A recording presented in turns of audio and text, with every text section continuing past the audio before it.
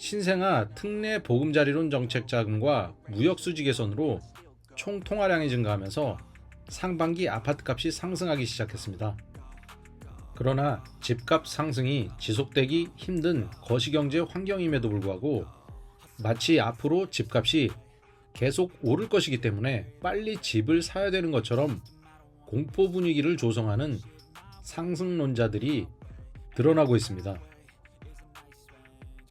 더군다나 객관적이고 균형 잡힌 관점으로 부동산 시장을 진단해야 하는 부동산학과 교수임에도 불구하고 상승론에 무게를 둔 편향된 시각으로 시수요자를 혼란스럽게 하는 부동산학 교수의 주장을 통해 상승론의 허구성을 파헤쳐 보도록 하겠습니다. 제목에서 여실히 드러나듯 전형적인 부동산 상승론자들은 하락론자들이 마치 무언가를 숨기고 있고 본인들은 그 진실을 알고 있다고 여기고 있습니다. 다음은 대표적인 시장 상승론자인 S 교수의 주장입니다. S 교수는 부동산 하락을 주장하는 전문가들이 포퓰리스트에 가깝다고 생각하는데 그들은 남이 듣고 싶어하는 말을 해주기 때문이라고 주장합니다. 특히 최근 몇 년 새 집을 못 산 무주택자들의 상대적인 박탈감이 엄청나게 큰 이유가 집값이 많이 올라 집을 매수한 사람들에 비해 부동산 자산이 3배에서 4배나 차이가 나서 벼락거지가 됐기 때문이라고 하며 그런 벼락거지들이 듣고 싶어하는 말이 집값 하락이기 때문에 하락론자들을 포퓰리스트라 폄하합니다. 소득에 비해 집값이 얼마나 높은지를 나타내는 PIR 지표를 설명하면서 S 교수는 서울 아파트는 소득 상위 10%인 고소득자들이 주로 매수를 하는 곳이고 상위 10% 가구 소득이 1억 5천만 원 된다는 통계를 제시합니다. 한국 실수요자들의 평균 PIR이 15배 정도 되는데 연소득 1억 5천만 원의 상위 10%인 사람들이 서울 아파트를 사며 그런 고소득자들이 20에서 30억 원대의 집을 사는 건 아무런 문제가 없다고 주장합니다. 이런 터무니없는 주장을 하는 S 교수의 논거가 왜 허무맹랑한지 객관적인 통계를 통해 검증해 보겠습니다.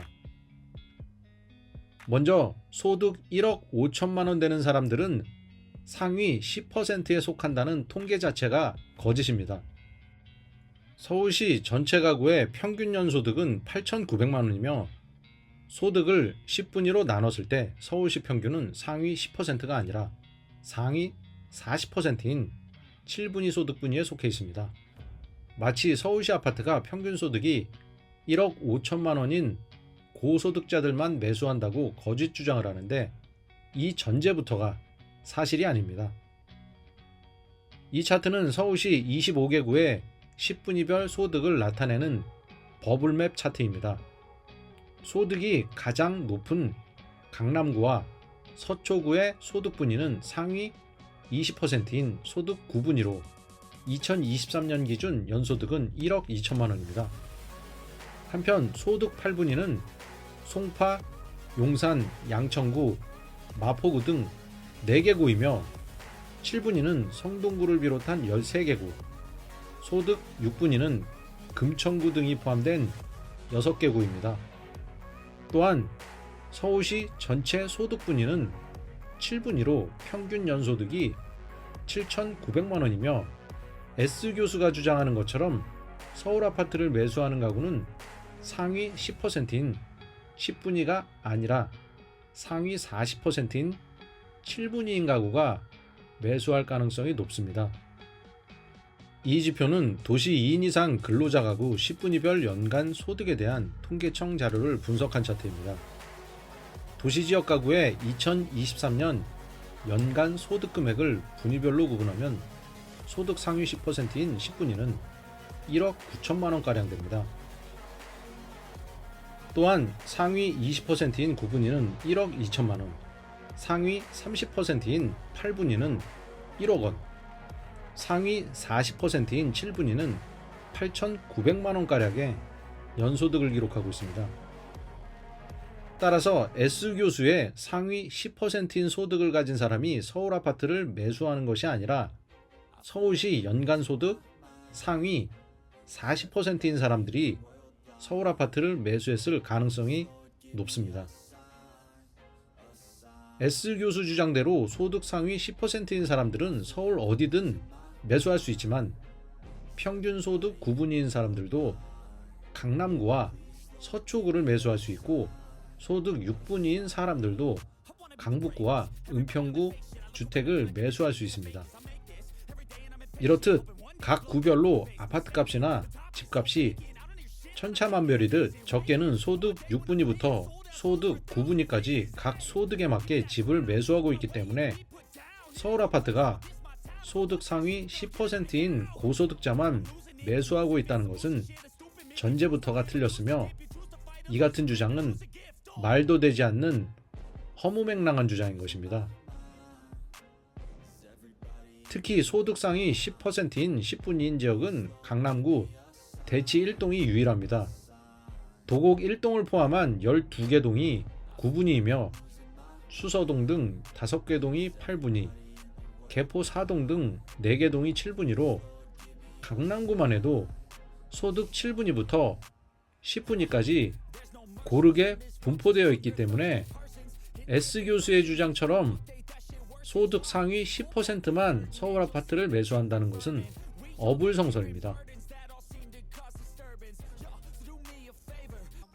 달러 강세 및 지정학적 위기로 인해 원자재와 국제유가가 급등하면 달러 수요가 증가해 환율이 급등합니다.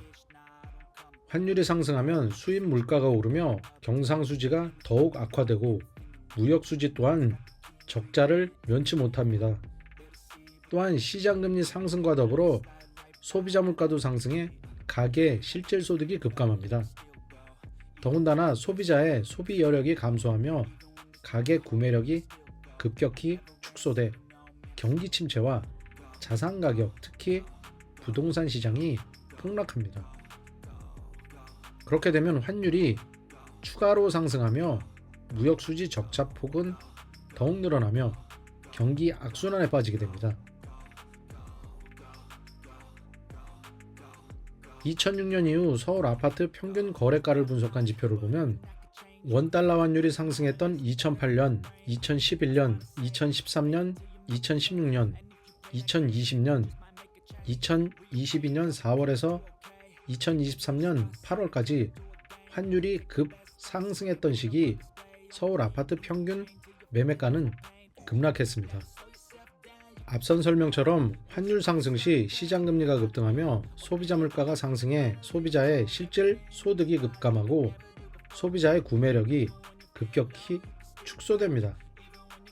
결국 소비자 구매력 감소와 더불어 실수요와 투기적 가수요가 줄어 부동산 시장은 급격히 위축됩니다.